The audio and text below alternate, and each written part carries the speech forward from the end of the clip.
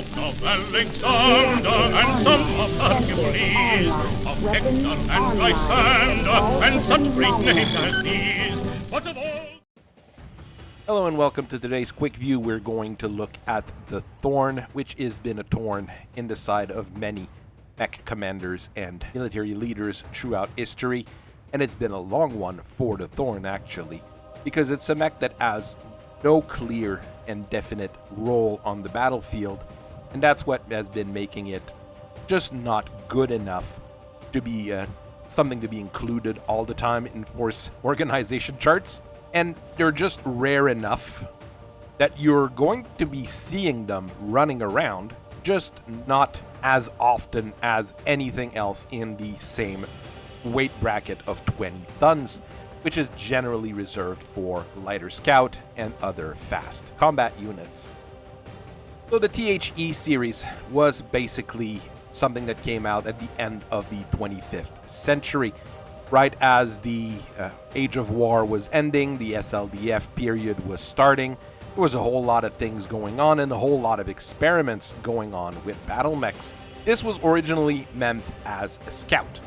It was able to go to the regular speed of other scouts like the Wasp and the Stinger, but it didn't have jump jets, so it was less mobile. One of the advantages, however, is that it uses the same general format of engine as the two more common scouts, the Wasp and the Stinger.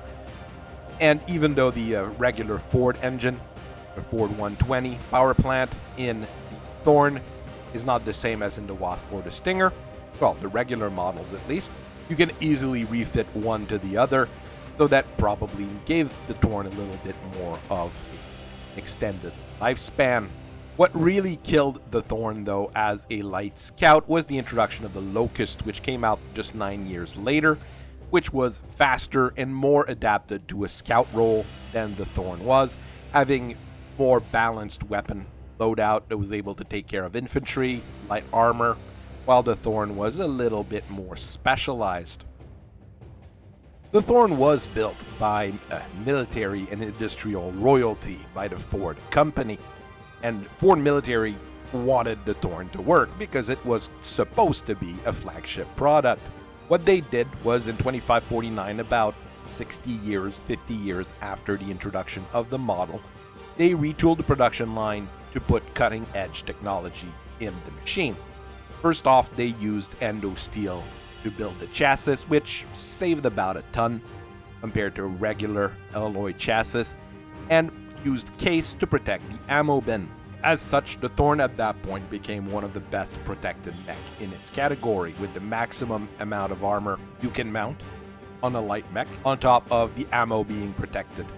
If you do take a hit in the ammo bin, well, you're not going to lose the pilot. You're going to lose, well, that side of your mech, but not all of it. It still didn't change the fact that it couldn't really operate very well as a scout when other scout units were available, but as a light support unit and as infantry support, it fit the bill fairly well. So this became the Thorn that the people bought. So the N series was what people had on the market at the time, and was basically produced by Ford until the endo steel facilities were destroyed during the Succession War.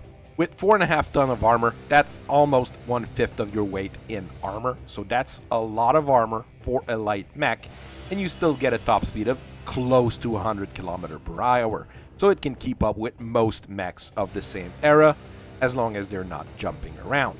It's decently armed if we're talking about a light mech with a 5-rack LRM and a pair of medium lasers, so you do have a nice long-range punch and good short-range punch, compared to a lot of other 20-ton mechs in the same category, or even 25 to 30-ton mechs. You might be able to stand toe-to-toe with them. The 5-rack LRM, one of the biggest advantages, especially on more modern battlefields, if you load them with specialty ammos, smoke or fast cam, mine-laying mines, basically mine-laying missiles, you're going to be able to use it as basically a utility knife, while you can defend yourself with those medium lasers.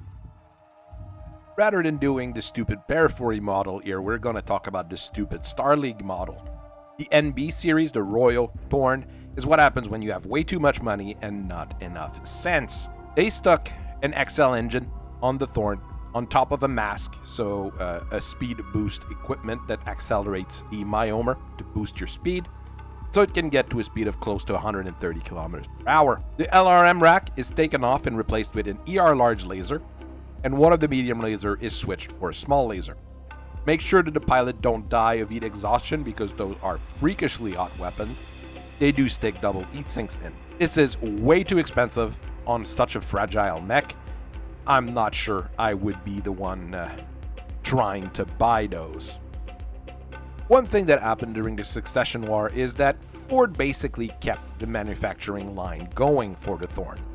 It wasn't a huge production line and it didn't put a whole lot of units out on the field, but they still were producing the standard F-Series, which was copied by Comstar when they gave a bunch of Thorns to the Draconis Combine during Operation Rosebud. The basic idea is the same. The case that protects the ammo is taken out, the chassis is made of regular alloy, and you have half a ton of armor less, so 4 tons instead of 4.5.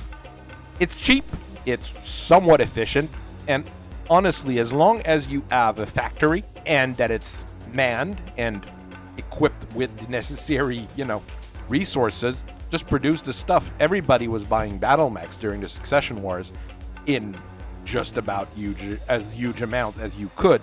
So I'm pretty sure you just got a Thorn out and it was probably already spoken for. The Combine during the Operation Rosebud did a field refit of the S-Series to make the T-Series, which was a fairly straightforward take out the 5 rack, stick in a 4 rack of SRMs instead, which makes the Thorn a very efficient knife fighter in that case. Roughly put, it would be the equivalent of a Commando minus the SRM-6. Not a bad trade-off. Then we're going to look at the really crazy stuff Comstar did with their Thorn when they were trying to stop the plans from advancing towards Terra. The idea was to make the N1 series where you strip everything, put an ERPPC and a small laser in, and just release it on the wild.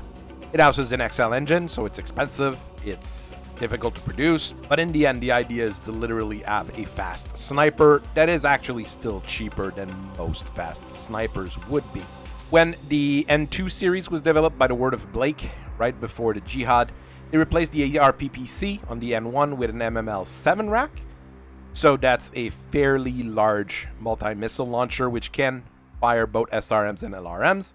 You had 2 tons of ammo, so 1 for each of the missile types, and replaced the small laser with an ER small laser, so a bit of better range. While this is probably the most modern version of the Thorn, I'd still think it's rather terrible because it uses an XL engine, it's fragile even though it's got maximum armor on a 20-ton mech. I think it's not worth the investment to put those units out unless you have a fully functioning factory pumping those out.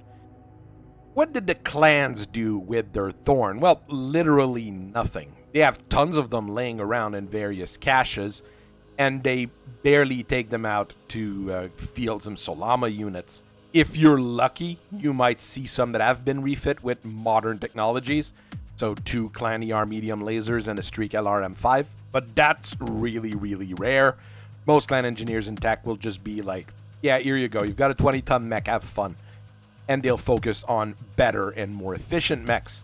As an example, here we've got the Baboon, Howling Monkey. 3 LRM-5s mounted on that shoulder. It's not an LRM-15, it's really 3 racks of 5. 3 tons of ammo. It is faster than the Thorn. It's got a little bit less armor, but being faster makes it a little bit more well protected.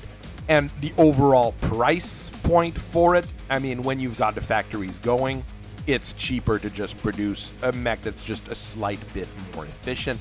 The Thorn is really a victim of circumstance. It was never good enough to be a scout, it's too light to be a trooper, doesn't pack enough punch to really be a fire support unit, but it does a little bit of those 3 at each of the time, and any attempt to improve one of those roles end up costing the other 2 roles completely. The fact that it's somewhat rare means that it's not super easy to keep a logistic chain going to keep your parts and everything going. This is not a mech which is in my top recommendation, but if you have it, just field it, because that's how most of the time your life is going to be. So I hope you guys have a very nice rest of your day. I thank you very much for listening to me today, and I'll see you guys later. Bye-bye.